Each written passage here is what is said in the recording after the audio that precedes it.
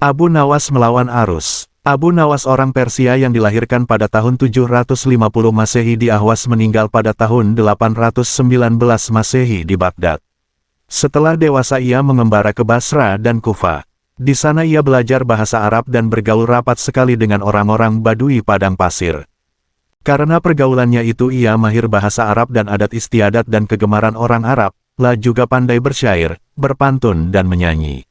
Ia sempat pulang ke negerinya, namun pergi lagi ke Baghdad bersama ayahnya, keduanya menghambakan diri kepada Sultan Harun al-Rasyid Raja Baghdad. Mari kita mulai kisah penggeli hati ini. Bapaknya Abu Nawas adalah penghulu kerajaan Baghdad bernama Maulana. Pada suatu hari bapaknya Abu Nawas yang sudah tua itu sakit parah dan akhirnya meninggal dunia. Abu Nawas dipanggil ke istana.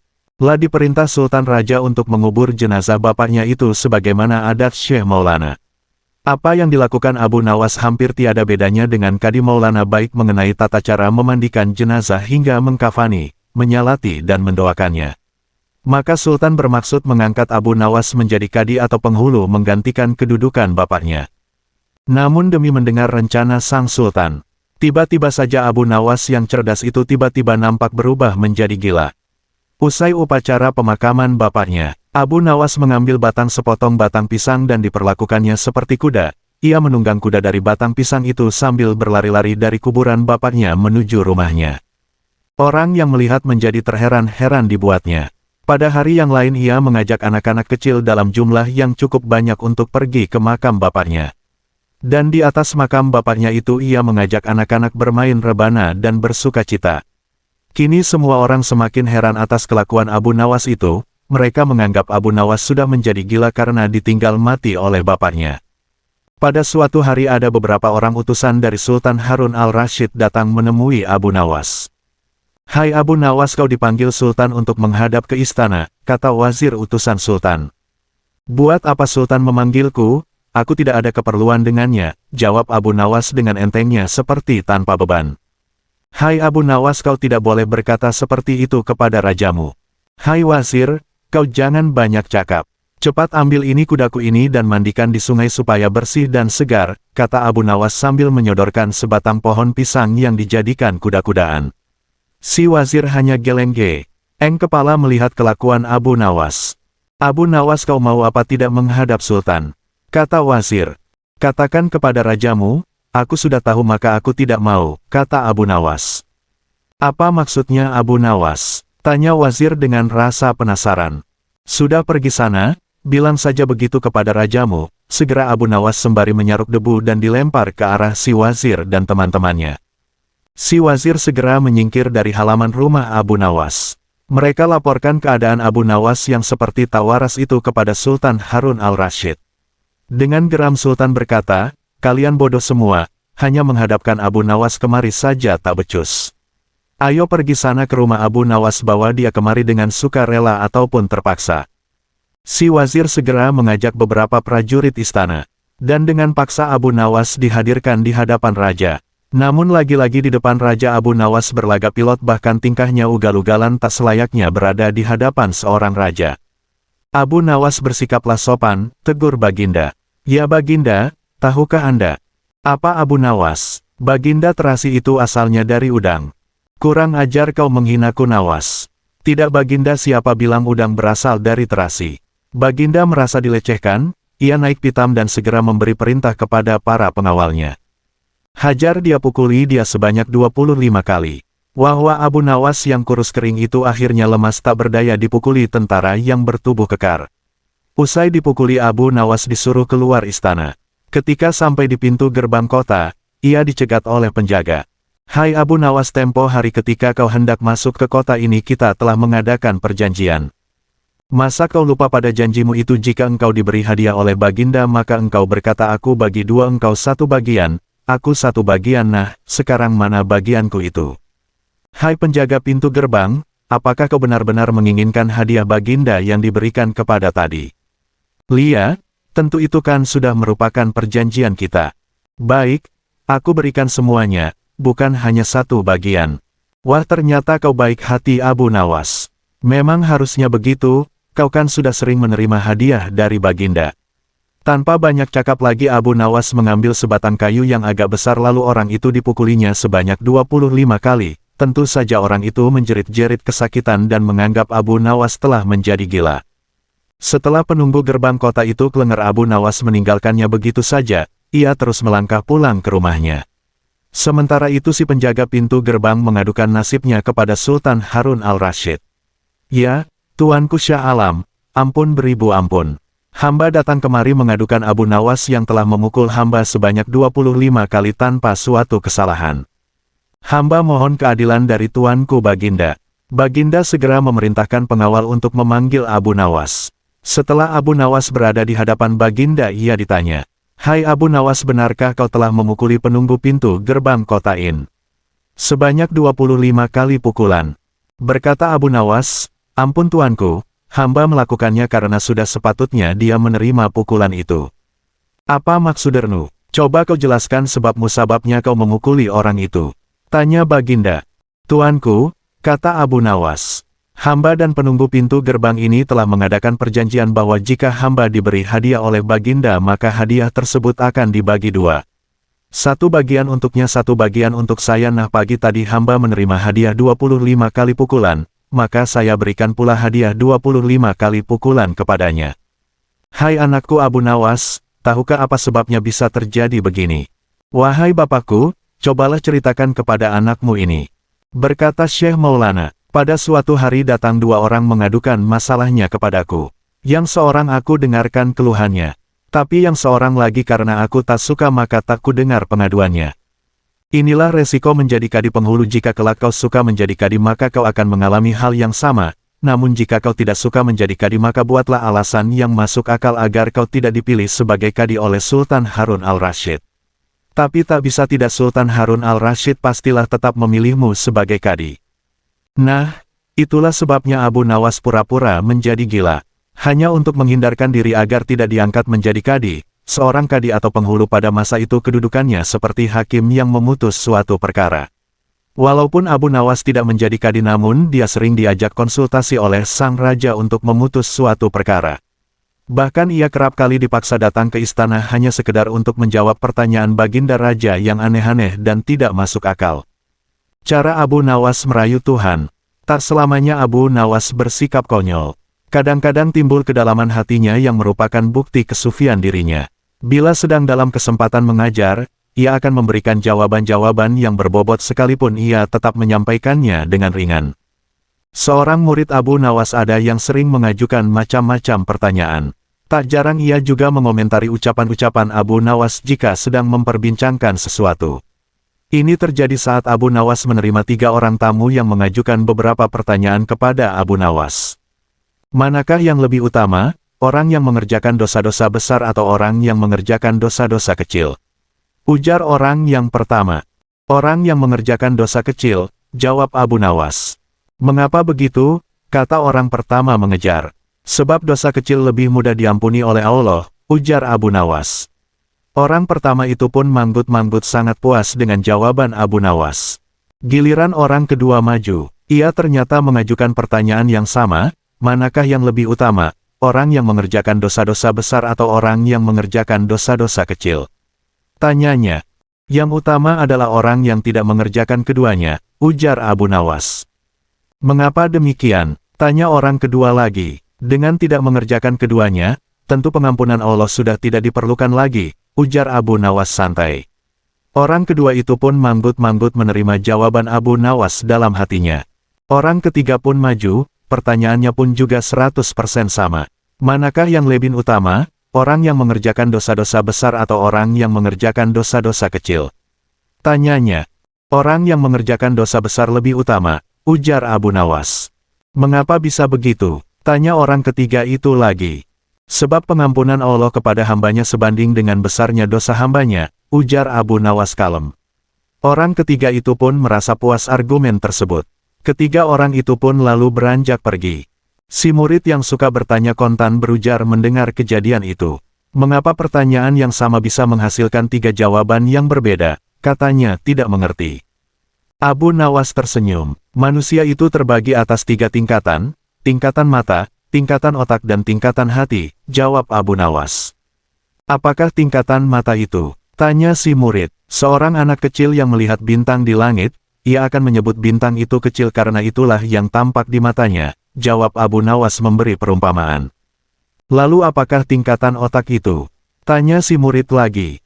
Orang pandai yang melihat bintang di langit, ia akan mengatakan bahwa bintang itu besar karena ia memiliki pengetahuan, jawab Abu Nawas. Dan apakah tingkatan hati itu? Tanya si murid lagi.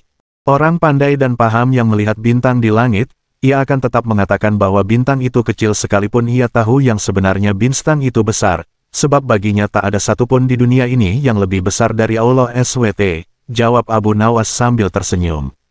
Si murid pun mafhum. Ia lalu mengerti mengapa satu pertanyaan bisa mendatangkan jawaban yang berbeda-beda. Tapi si murid itu bertanya lagi. Wahai guruku, mungkinkah manusia itu menipu Tuhan? Tanyanya. Mungkin, jawab Abu Nawas santai menerima pertanyaan aneh itu. Bagaimana caranya? Tanya si murid lagi. Manusia bisa menipu Tuhan dengan merayunya melalui pujian dan doa, ujar Abu Nawas.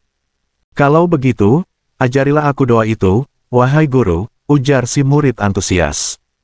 Doa itu adalah, Lailahi lastu lil firdausi ahla, wala aku ala naril jahimi, fahabli taubatan wakfir zunubi, fa'inaka gafirus zambil azimi.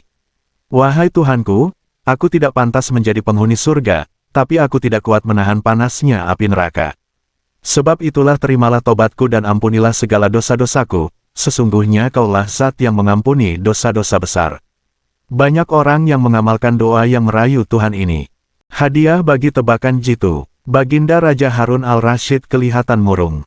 Semua menterinya tidak ada yang sanggup menemukan jawaban dari dua pertanyaan Baginda, bahkan para penasihat kerajaan pun merasa tidak mampu memberi penjelasan yang memuaskan Baginda. Padahal Baginda sendiri ingin mengetahui jawaban yang sebenarnya. Mungkin karena amat penasaran, para penasihat Baginda menyarankan agar Abu Nawas saja yang memecahkan dua teka-teki yang membingungkan itu. Tidak begitu lama Abu Nawas dihadapkan. Baginda mengatakan bahwa akhir-akhir ini ia sulit tidur karena diganggu oleh keingintahuan menyingkap dua rahasia alam. Tuanku yang mulia, sebenarnya rahasia alam yang manakah yang Paduka maksudkan? Tanya Abu Nawas ingin tahu. Aku memanggilmu untuk menemukan jawaban dari dua teka-teki yang selama ini menggoda pikiranku, kata Baginda. Bolehkah hamba mengetahui kedua teka-teki itu wahai Paduka junjungan hamba? Yang pertama, di manakah sebenarnya batas jagat raya ciptaan Tuhan kita? Tanya Baginda. Di dalam pikiran, wahai Paduka yang mulia, jawab Abu Nawas tanpa sedikit pun perasaan ragu. Tuanku yang mulia, lanjut Abu Nawas, ketidakterbatasan itu ada karena adanya keterbatasan. Dan keterbatasan itu ditanamkan oleh Tuhan di dalam otak manusia. Dari itu manusia tidak akan pernah tahu di mana batas jagat raya ini. Sesuatu yang terbatas tentu tak akan mampu mengukur sesuatu yang tidak terbatas. Baginda mulai tersenyum karena merasa puas mendengar penjelasan Abu Nawas yang masuk akal. Kemudian Baginda melanjutkan teka-teki yang kedua. Wahai Abu Nawas, manakah yang lebih banyak jumlahnya bintang-bintang di langit ataukah ikan-ikan di laut? Ikan-ikan di laut, jawab Abu Nawas dengan tangkas. Bagaimana kau bisa langsung memutuskan begitu? Apakah engkau pernah menghitung jumlah mereka? Tanya Baginda heran.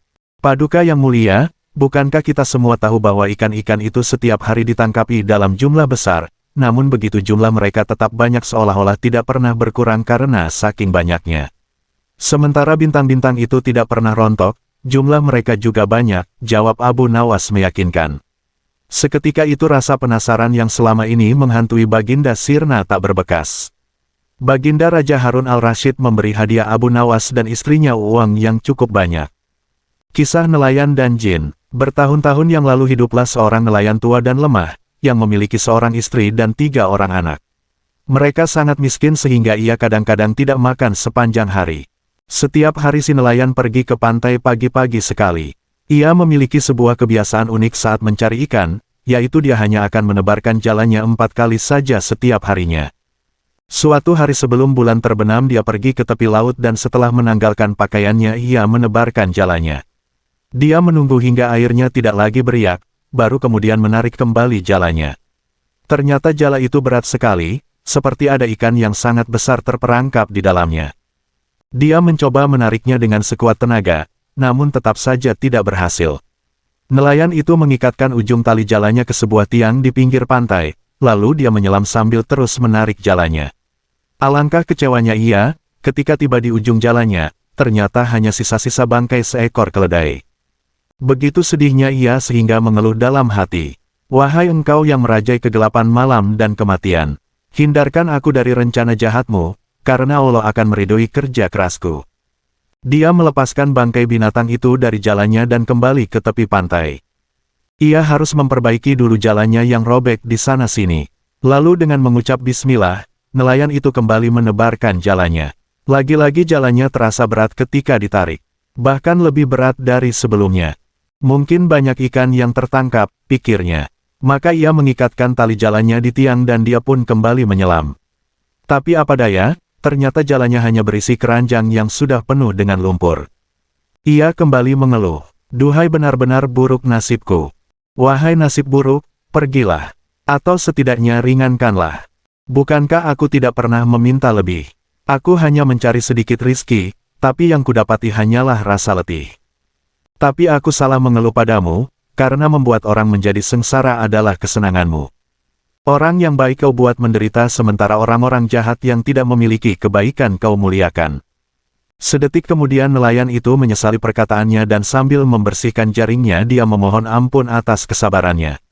Masih dengan sedikit marah, nelayan itu menebarkan jalannya untuk ketiga kalinya namun yang didapatinya hanyalah setumpuk kulit kerang, batu dan lumpur. Bayangkan betapa sedih dan marahnya sang nelayan, karena hingga waktu zuhur tiba, belum satu pun ikan yang ia dapatkan. Ia kemudian membersihkan badannya, berwudu dan melaksanakan sholat zuhur. Kemudian ia menengadahkan wajahnya ke langit, berdoa, "Ya Allah, Engkau pasti tahu bahwa aku hanya menebarkan jalaku 4 kali setiap melaut, dan kini hanya tinggal lemparanku yang terakhir. Hamba berharap ya Allah, berilah hamba pertolongan dari kebaikan lautmu, seperti Engkau telah memberikan kebaikan kepada Nabi Musa alaihi salam. Bismillah." Selesai berdoa, nelayan kembali melemparkan jalannya dan dengan penuh harap menanti hingga airnya tidak lagi beriak. Lagi-lagi jalannya terasa berat sehingga ia harus kembali menyelam untuk membebaskannya. Tidak ada satu ekor ikan pun yang tertangkap oleh jalannya, namun ia menemukan sebuah botol tembaga berwarna keemasan tersangkut di dalamnya. Botol itu sepertinya penuh berisi sesuatu, karena terasa berat saat diangkat. Saat diteliti botol tersebut tertutup dan terkunci dengan sel yang rapat. "Lumayanlah. Kalau aku jual di toko tembaga, harganya bisa sampai 10 keping emas," pikirnya. "Uangnya bisa aku pakai untuk membeli makanan." Dia mengangkat botol tersebut, ternyata berat sekali. "Pasti ada sesuatu di dalamnya," pikir nelayan. "Aku harus tahu isinya. Siapa tahu isinya barang berharga," pikirnya lagi. Dia mengambil pisau untuk merobek segelnya, kemudian membuka penyumbatnya. Digoncangnya botol tersebut untuk mengeluarkan isinya. Tapi tidak ada apapun di dalamnya selain segulung asap berwarna kelabu. Asap itu naik ke udara dan lama-kelamaan membentuk sesosok jin ifrit yang tinggi besar. Demikian tingginya hingga kepalanya yang sebesar kubah hampir menyentuh awan. Mengerikan sekali ia, tangannya seperti garpu raksasa, kakinya sebesar tiang kapal, bibirnya menyerupai gua besar, lubang hidungnya seperti trompet, matanya menyala seperti lampu dan rambutnya yang kelabu tampak kusut aut-autan. Terkejut dan takut, itulah yang dirasakan si nelayan. Lututnya hampir-hampir tak sanggup menyangga tubuhnya, giginya gemeletuk ketakutan dan ia hampir tidak bisa menelan air ludahnya yang tiba-tiba mengering. Suara jin ifrit terdengar menggelegar saat berkata pada si nelayan, "Tiada Tuhan selain Allah dan Sulaiman utusan Allah. Wahai Nabi Allah, janganlah kau membunuhku. Aku berjanji tidak akan menentang perkataanmu ataupun mengkhianatimu."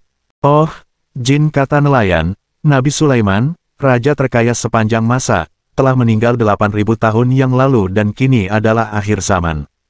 Ceritakan padaku wahai jin, kenapa kau bisa terkurung di dalam botol ini?" Jin menatap si nelayan dan berkata, "Siapakah kamu yang berani memanggilku dengan sebutan jin? Lalu apakah aku harus memanggilmu setan yang baik?" tanya nelayan. "Jaga bicaramu, sebelum aku membunuhmu," seru jin. Apa? Kenapa kau ingin membunuhku? Bukankah aku sudah membebaskanmu dari dalam lautan dan melepaskanmu dari botol yang mengurungmu?" tanya nelayan ketakutan. "Tentu saja aku ingat, tapi aku tetap akan membunuhmu. Aku hanya akan memberimu satu kebaikan," kata jin. "Apakah itu?" Tanya nelayan. Kau boleh memilih dengan cara bagaimana kau ingin mati, kata Jin. Tapi kenapa? Bagaimana bisa kau membalas kebaikanku dengan perbuatan jahat, kata nelayan. Aku tidak bisa membalasmu dengan kebaikan, katanya. Kalau kau ingin tahu sebabnya, dengarlah kisahku. Aku adalah jin yang menentang ajaran Sulaiman anak Daud. Lalu Sulaiman mengirim Asaf bin Barhia sang wazir agung untuk menangkapku dan menghadapkanku kepada Sulaiman. Dia menyuruhku untuk beriman kepada Allah dan mengakui kenabiannya, tapi aku menolak. Maka ia menjebloskanku ke dalam botol ini. Dan supaya aku tidak bisa meloloskan diri, ia menyegelnya dengan nama Allah, lalu menyuruh beberapa orang jin untuk melemparkanku ke tengah lautan. Begitulah aku terkurung di dalam botol ini selama 1000 tahun. Saat itu aku bersumpah dalam hati, jika ada seseorang yang bisa membebaskanku dari botol ini maka aku akan membuatnya kaya seumur hidupnya. Namun 1000 tahun berlalu dan tak ada seorang pun yang datang membebaskanku. Kemudian aku bersumpah akan menunjukkan semua harta karun yang ada di bumi kepada siapapun yang bisa membebaskanku. Tapi 4000 tahun berlalu dan tak ada yang datang. Lalu aku bersumpah akan menjadikan siapapun penolongku, seorang raja yang berkuasa selamanya dan akan mengabulkan setiap harinya 3 permintaan, dan lihatlah tak ada seorang pun yang datang. Hingga akhirnya aku marah dan bersumpah akan membunuh siapapun yang membebaskanku. Dan hanya akan mengabulkan satu permintaannya, yaitu caranya ia mati. Dan kini kau datang membebaskanku, maka nelayan sekarang pilihlah cara mati seperti apa yang kau inginkan, kata Jin. Mendengar cerita Ifrit tersebut si nelayan berkata, wahai Jin, dengan nama Allah maafkanlah aku yang telah membebaskanmu di waktu yang salah dan tolong jangan bunuh aku. Tidak bisa, aku pasti akan membunuhmu. Itulah sumpahku. Sekarang cepat pilih dengan cara apa aku membunuhmu. Bentak Jin. Oh betapa sialnya aku yang telah menolong makhluk yang tidak tahu berterima kasih. Maafkan aku maka Allah akan memaafkanmu. Tapi jika kau berbuat jahat padaku, maka Allah pasti akan membalasnya dengan azabnya, ratap nelayan. Hei nelayan, kematianmu adalah hal yang pasti, karena itu adalah sumpahku. Dan aku tidak pernah melanggar sumpah yang kuucapkan. Kata Jin. Nelayan itu menyadari bahwa keputusan Jin Ifrit sudah tidak bisa diubah lagi. Ia sedih teringat anak-anaknya dan nasib mereka jika ia mati. Namun di saat itu tiba-tiba muncul sebuah ide. Wahai Jin, kematianku sudah di depan mata, dan aku menerimanya sebagai takdirku. Tapi sebelum aku memilih caraku mati, atas nama Allah yang namanya tercetak di atas segel yang mengunci botol ini, maukah kau menjawab dengan jujur satu pertanyaanku? Tanya nelayan. Mendengar nama Allah, tubuh jin itu gemetar ketakutan. Baiklah, aku bersumpah atas nama Allah akan menjawab dengan jujur pertanyaanmu. Benarkah kau pernah terkurung di dalam botol ini? Tanya nelayan. Ya, betul, jawab jin. Sebenarnya aku tidak percaya dengan ceritamu. Botol ini bahkan tidak bisa memuat kakimu yang besar, bagaimana mungkin ia bisa memuat seluruh tubuhmu, kata nelayan. Kamu tidak percaya ceritaku? Tanya Jin dengan marah. Aku tidak percaya sampai aku melihatnya sendiri, tantang nelayan. Baiklah akan kubuktikan padamu, seru Jin. Sedikit demi sedikit tubuh Jin Ifrit berubah menjadi asap dan masuk kembali ke dalam botol. Nah nelayan, sekarang kau percaya dengan ceritaku, teriak Jin dari dalam botol. Namun si nelayan dengan cepat menutupnya dan berkata, Hei Ifrit, sekarang giliranmu untuk memilih cara mati yang kau inginkan, tapi tidak lebih baik aku melemparkanmu kembali ke tengah laut. Aku akan membangun rumah di sini dan selama sisa hidupku aku akan mencegah siapapun yang ingin mencari ikan di sini. Akan kukatakan bahwa di sini ada jin jahat yang akan membunuh siapapun yang membebaskannya dari dalam botol. Mendengar perkataan si nelayan, Jin Ifrit menangis dan memohon agar si nelayan membebaskannya. Bukankah sudah kubilang padamu Jin, jika kau menyelamatkanku maka Allah akan menyelamatkanmu. Tapi kau tidak mau, maka inilah balasannya, kata nelayan. Tolong bebaskan aku, ratap Jin. Kamu pembohong, aku dan kamu seperti wezirnya Raja Yunan dengan guru Duban. Kata nelayan. Siapakah mereka? Tanya Ifrit. Aku akan menceritakannya padamu. Dan nelayan itu pun memulai ceritanya. Kisah Patih yang dihukum. Raja yang diceritakan tersebut memiliki seorang putra yang sangat dicintainya. Raja menugaskan seorang patih untuk menemaninya kemanapun ia pergi. Suatu hari pangeran dan patih pergi berburu ke hutan dengan ditemani serombongan kecil pengawal. Tiba-tiba seekor binatang buas muncul di hadapan mereka. Pati berseru kepada pangeran, "Kejar binatang itu." Maka pangeran mengejar binatang itu hingga tanpa ia sadari, ia telah terpisah dari rombongannya. Binatang itu lari semakin cepat dan menghilang di tengah sabana. Saat itu barulah pangeran menyadari bahwa ia telah tersesat. Di tengah kebingungannya mencari jalan pulang, pangeran melihat seorang gadis yang sedang menangis. Ia menghampirinya dan bertanya siapakah ia. "Aku adalah seorang putri raja dari India. Saat melewati padang sabana ini, tiba-tiba aku mengantuk dan tertidur sehingga aku jatuh dari kudaku. Begitu kerasnya aku terjatuh, hingga aku langsung tak sadarkan diri.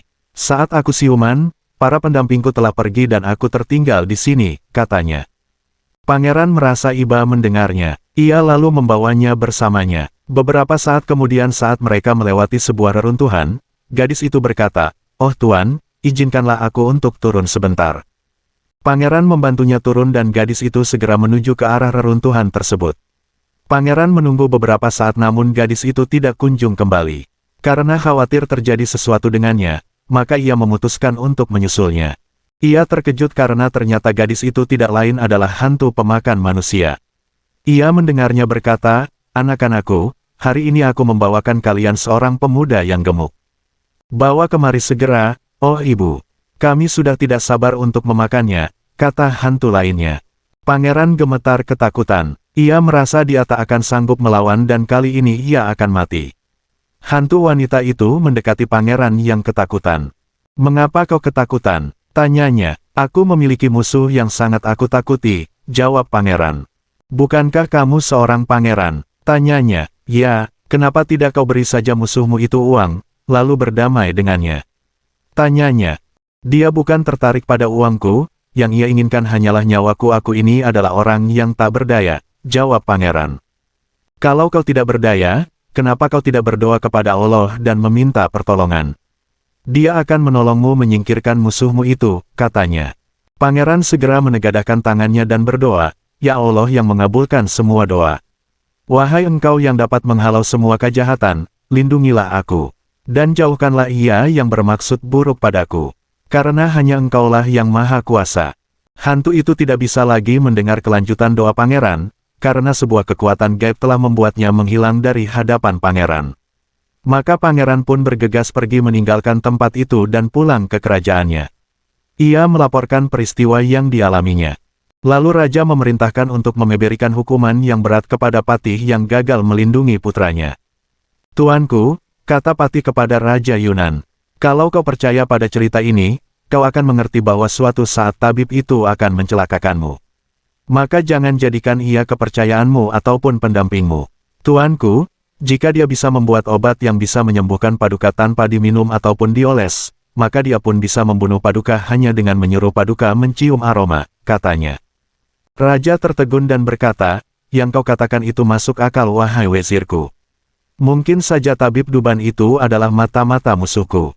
Dan ia bisa saja membunuhku dengan mudah. Lalu apa yang harus kulakukan? Panggillah ia secepatnya, lalu bunuhlah. Ini untuk mencegah ia menjalankan rencananya menghancurkan Paduka," katanya. Raja Yunan segera memberikan perintah untuk memanggil tabib Duban. Sang tabib datang dengan sukacita dan berkata, "Semoga Allah melindungi wahai Sultan. Janganlah kau memanggilku untuk mengucapkan rasa terima kasihmu lagi dan memberiku limpahan hadiah. Kini saatnya aku untuk memberikan baktiku. Katakanlah duhai Sultan, apa yang ingin kau perintahkan padaku?" "Kau tahu kenapa aku memanggilmu?" tanya raja. "Tidak ada yang mengetahui kata yang belum terucap, selain ia dan Allah," katanya. "Aku memanggilmu untuk menyerahkan nyawamu," kata raja. Tabib Duban tersentak kaget, "Apakah kesalahanku sehingga aku harus dihukum mati? Ada yang mengatakan bahwa kau adalah mata-mata yang berencana membunuhku. Maka aku harus membunuhmu lebih dulu," kata raja yang segera memanggil petugas eksekusi untuk memenggal kepala tabib Duban. "Ampuni aku," kata tabib Duban, "maka semoga Allah akan mengampunimu. Jangan bunuh aku, maka semoga Allah tidak akan mencelakakanmu. Ia mengatakannya berkali-kali seperti yang aku lakukan padamu wahai Ifrit, tapi kau tidak mau melepaskanku dan tetap ingin membunuhku," kata si nelayan kepada Ifrit. "Aku tidak akan melepaskanmu karena aku takut kau nanti akan meracuniku. Yang bagimu merupakan sesuatu yang mudah, seperti kau dengan mudah menyembuhkanku, kata Raja Yunan. Oh, inikah balasanmu atas kebaikanku? Tanya tabib Duban. Aku harus membunuhmu secepatnya, kata Raja Yunan. Tabib Duban merasa bahwa Raja sudah bulat tekadnya, maka ia berkata, izinkan aku mengajukan permohonan terakhir. Baiklah, kata Raja, inikah balasanmu atas kebaikanku? Kau memperlakukanku seperti balas budinya seekor buaya, kata tabib Duban. Buaya apa? Tanya Raja. Aku tidak bisa mengatakannya padamu dengan kondisiku yang seperti ini. Tapi demi Allah, ampunilah aku dan semoga Allah mengampunimu, tangis tabib Duban. Seorang pejabat istana memberanikan diri berkata, oh Raja yang bijaksana, tolonglah pikirkan lagi. Hamba berani bersaksi bahwa tabib ini tidak pernah melakukan perbuatan untuk menghancurkanmu. Ia bahkan menyembuhkan penyakit yang Tuan derita, sementara tabib lain tidak bisa melakukannya. Kau tidak tahu apa-apa, kata Raja. Seperti yang kubilang, dia bisa menyembuhkanku dengan mudah, maka ia pun dapat membunuhku dengan mudah. Aku hanya membela diriku. Kini, oh Ifrit, tabib itu tahu bahwa Raja sudah bulat dengan keputusannya dan tidak ada jalan baginya untuk menyelamatkan diri. Tuan, kematianku sudah tidak bisa ditawar lagi, dan aku menerimanya sebagai takdirku, kata tabib Duban. Tapi berilah aku sedikit kelonggaran waktu. Izinkan aku untuk pulang ke rumah terlebih dahulu untuk membereskan urusanku. Dan untuk berpamitan dengan keluargaku serta memberi mereka amanat. Juga untuk membereskan buku-buku pengobatanku terlebih dulu. Aku memiliki satu buku yang sangat istimewa. Aku akan menghadiahkannya untuk Paduka. Buku apa itu? Tanya Raja. Buku itu berisi banyak hal rahasia yang tidak bisa disebutkan satu persatu. Salah satunya adalah jika nanti kepalaku telah dipenggal, dan kau meletakkan kepalaku di sebuah tempat, kemudian membuka 3 halaman pertama buku itu dan membaca 3 baris pertamanya, kepalaku akan menjawab apapun yang kau tanyakan, kata tabib Duban. Raja sangat senang mendengarnya, maka ia mengizinkan tabib Duban untuk pulang ke rumahnya dengan pengawalan yang ketat. Esoknya, kebun istana telah dipenuhi para pejabat termasuk seorang eksekutor yang akan memenggal kepala tabib Duban. Tabib Duban datang menghadap dengan membawa sebuah buku tua dan sekantung bubuk putih. Dia meminta sebuah baki lalu menaburkan bubuk itu di atasnya. Wahai Raja, ambillah buku ini. Jangan kau buka dulu sebelum eksekutor itu memenggal kepalaku. Segera letakkan kepalaku di atas baki ini. Bubuk ini akan menghentikan pendarahannya. Lalu bukalah buku ini. Katanya, tapi Tuan, untuk terakhir kalinya aku katakan bahwa aku bukanlah seperti yang kau tuduhkan. Sia-sia saja kau membela diri, kata Raja dan memerintahkan untuk segera mengeksekusi tabib Duban. Segera setelah kepala tabib itu terpenggal, Raja meletakkannya di atas baki dan kemudian membuka lembar pertama buku tersebut. Tapi halaman tersebut ternyata lengket dengan halaman berikutnya. Maka Raja menjilat jarinya sehingga dia bisa dengan mudah memisahkan halaman yang lengket tersebut. Raja terus membuka halaman demi halaman, namun tidak ada satu kalimat pun yang tertulis di lembarannya. Kenapa tidak ada apapun di sini? Tanya Raja kepada kepala tabib. Bukalah terus halamannya, kata kepala tabib. Raja membuka kembali halaman berikutnya dan terus menjilat jarinya untuk memisahkan halaman demi halaman. Tanpa disadarinya, Raja telah menjilat racun yang dengan sengaja dibubuhkan tabib Duban di buku tersebut. Semakin banyak halaman yang terbuka, semakin banyak racun yang diisapnya. Dan ketika racun itu bereaksi Raja merasa bahwa kepalanya menjadi berat. Penguasa, kata kepala tabib Duban, waspadalah saat kau menggunakan kekuasaanmu untuk menganiaya orang tak berdosa. Cepat atau lambat, Allah akan menghukummu atas ketidakadilanmu dan kejahatanmu. Raja menjerit hebat sesaat sebelum kepalanya terkulai dan ia pun tewas. Tuanku, kata Scheherazade, marilah kita kembali pada cerita nelayan yang akan melemparkan jin Ifrit kembali ke tengah laut. Nah Ifrit, kata nelayan, seandainya Raja Yunan membebaskan Guru Duban, mungkin Allah juga tidak akan menghukumnya. Tapi ia menolak, dan kematianlah yang ia terima. Dan kau Ifrit, karena kau juga melakukan hal yang sama dengan Raja Yunan, maka aku juga akan melakukan hal yang sama dengan Guru Duban. Aku akan melemparkanmu kembali ke laut. Ifrit menangis mendengar perkataan si nelayan, wahai nelayan, sekali lagi maafkan aku atas perbuatanku. Jangan membalas dendam, sesungguhnya itu bukan bagian dari kebaikan hati. Tolong bebaskan aku berjanji tidak akan menyakitimu. Tidak, kata nelayan, aku akan membuatmu kaya seumur hidupmu, kata jin. Keinginannya untuk keluar dari kemiskinan membuat hati nelayan itu tergerak. Baiklah, bersumpahlah kau atas nama Allah yang Maha Kuasa bahwa kau tidak akan menyakitiku dan mengingkari ucapanmu. Kata nelayan. Jin Ifrit mengucapkan sumpahnya, maka nelayan membuka penutup botolnya. Jin Ifrit keluar dari botol tersebut dan cepat-cepat melemparkan botol yang dipegang nelayan ke tengah laut, membuat si nelayan ketakutan. Jin tertawa dan berkata, "Jangan khawatir. Aku tidak akan mengingkari janjiku. Sekarang ikutilah aku." Nelayan berjalan mengikuti Jin hingga mereka tiba di sebuah danau yang luas dan Jin itu berkata, "Lemparkan jalamu." Nelayan itu melihat banyak sekali ikan dengan berbagai warna putih, merah, biru dan kuning. Ia melemparkan jalannya dan sangat yakin bahwa ia akan mendapatkan banyak sekali ikan yang terperangkap di jalannya. Tapi ternyata hanya 4 ekor ikan dengan warna yang berbeda yang tertangkap. "Bawa ikan ini ke istana dan persembahkan pada Sultan," kata Jin. "Dia akan memberimu uang yang banyak. Kau boleh datang ke sini setiap hari, tapi ingat, kau hanya boleh melemparkan jalamu sekali sehari atau sesuatu yang buruk akan menimpamu." Setelah mengucapkan itu, Jin menghentakkan kakinya ke tanah hingga terbelah. Sedetik kemudian tubuhnya menghilang di telan bumi. Nelayan membawa ikan itu pulang ke rumahnya dan menaruh mereka di dalam ember berisi air.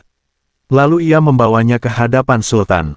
Sultan sangat senang dengan ikan pemberian nelayan karena baru pertama kali dalam hidupnya ia melihat ikan-ikan yang begitu cantik. "Wah, ikan ini indah sekali.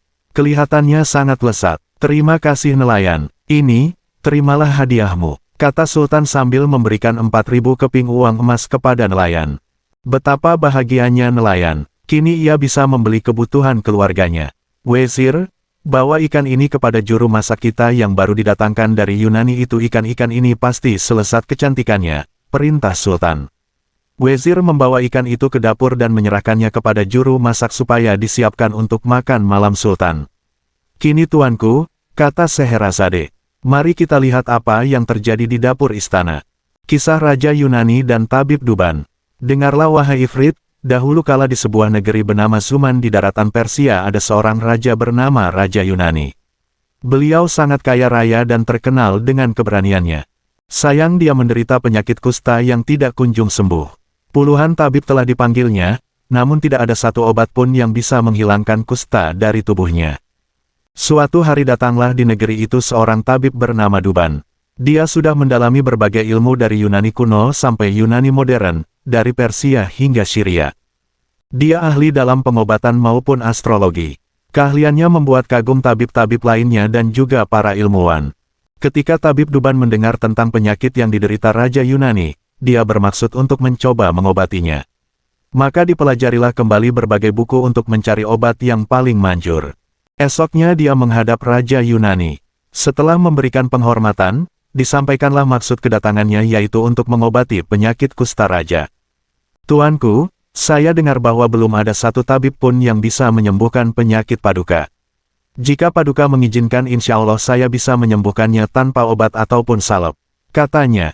"Bagaimana caranya?" "Demi Allah, jika kamu bisa menyembuhkanku, aku akan memberikan apapun yang kau mau, harta yang banyak untukmu dan anak cucumu, dan kamu akan kujadikan penasihat dan sahabat terbaikku," kata raja. "Insya Allah saya bisa menyembuhkan Paduka. Besok saya akan mulai pengobatannya," kata Tabib Duban. Kemudian ia memohon diri untuk mempersiapkan segala sesuatunya. Tabib Duban kemudian membuat sebuah stik golf yang diberi lubang di pegangannya. Di lubang itulah Tabib Duban memasukkan obat racikannya. Kemudian ia juga membuat sebuah bola sebagai pelengkapnya. Keesokan harinya Tabib Duban kembali menghadap raja. Dia mengajak raja ke lapangan istana. Kemudian memberi raja stik golf buatannya dan sebuah bola. Dimintanya raja untuk memukul bola tersebut sambil menunggang kuda. Pukullah bolanya dengan sekuat tenaga. Saat badan Paduka berkeringat, maka panas tubuh Baginda akan membuat obat yang ada di dalam stik golf ini ke seluruh tubuh Paduka. Setelah itu Paduka boleh kembali ke istana untuk mandi air hangat. Pastikan untuk menggosok tubuh Paduka hingga bersih. Lalu istirahatlah. Insya Allah besok penyakit Baginda akan sembuh, katanya. Raja Yunani lalu melakukan semua saran Tabib Duban. Ketika raja terbangun keesokan paginya, dia melihat bahwa kulitnya telah halus. Tidak ada tanda-tanda bahwa dia pernah menderita kusta. Kulitnya putih bersih tanpa noda. Raja sangat bersuka cita. Dia segera memerintahkan utusan untuk menjemput tabib Duban ke istana. Sambil berkali-kali mengucapkan rasa terima kasihnya, Raja memberikan berkantung-kantung emas, lusinan pakaian-pakaian mewah dan hadiah-hadiah lainnya. Sesuai janjinya Raja juga mengangkat tabib Duban menjadi penasihat pribadinya dan mendudukannya di samping singgasananya. Di antara pejabat kerajaan, ada seorang wazir yang menaruh benci terhadap tabib Duban. Dia cemburu dengan semua perhatian dan kebaikan Raja terhadap tabib Duban. Sambil berkali-kali mengucapkan rasa terima kasihnya, Raja memberikan berkantung-kantung emas, lusinan pakaian-pakaian mewah dan hadiah-hadiah lainnya. Suatu hari sang wazir menghadap Raja secara pribadi. "Wahai Paduka Raja yang adil, hambamu ini ingin menyampaikan sebuah nasihat untuk Paduka. Saya akan menjadi orang terkutuk jika tidak menyampaikannya pada Paduka," katanya. Raja terkejut mendengarnya dan bertanya, "Nasihat apa?" "Oh Paduka yang mulia, para leluhur pernah berkata, barang siapa yang tidak bisa melihat tujuan, keberuntungan tidak akan datang padanya. Dan kini saya melihat Raja sedang membuat kekeliruan. Sejak ia menganugerahi seorang musuh dengan kebaikan. Seorang musuh yang menginginkan kerajaan ini hancur. Dia menganugerahinya kebaikan, kekuasaan dan menjadikannya penasihatnya," katanya. "Siapakah teman yang kau maksud itu?" tanya Raja. "Paduka, tentu saja yang saya maksud adalah penasihat Paduka, tabib Duban," kata wazir. "Dia adalah teman terbaikku," kata Raja. "Dan dialah yang telah menyembuhkan penyakit yang tidak bisa disembuhkan oleh tabib lain. Karena dialah aku bisa menyingkirkan rasa malu yang dulu menderaku karena penyakitku. Aku tidak akan menemukan orang sehebat dia di seluruh negeri. Tapi kenapa kau menentangnya? Aku telah memerintahkan pegawaiku untuk memberikannya gaji 1000 keping emas setiap bulannya, dan bahkan jika aku memberikan sebagian kerajaanku padanya, masih tidak akan cukup mewakili rasa terima kasihku. Oh tuanku, bagaimana kau yakin bahwa dia tidak menipumu?"